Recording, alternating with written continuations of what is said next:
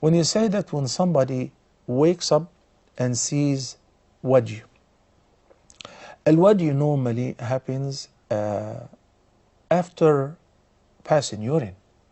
So the person would see the drop or two. So that doesn't happen when you're asleep. What happens when you're asleep is mainly al-mani, which happens as a result of seeing wet dreams. Then it will lead to sexual discharge. The person does not necessarily choose to have it, it just happens. This is what happens when a person, he or she, sees wet dreams, which we say it's even a sign of reaching the age of puberty.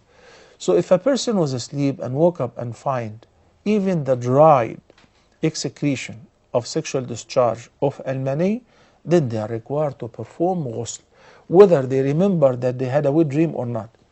And when a person remembers for certain that I had a wet dream and remembers the details, but there is no signs of sexual discharge, then you're not required to perform ghusl. So what decides and determines the requirement of ghusl is the sexual discharge. While al-madhi normally happens when the person is awake and he is thinking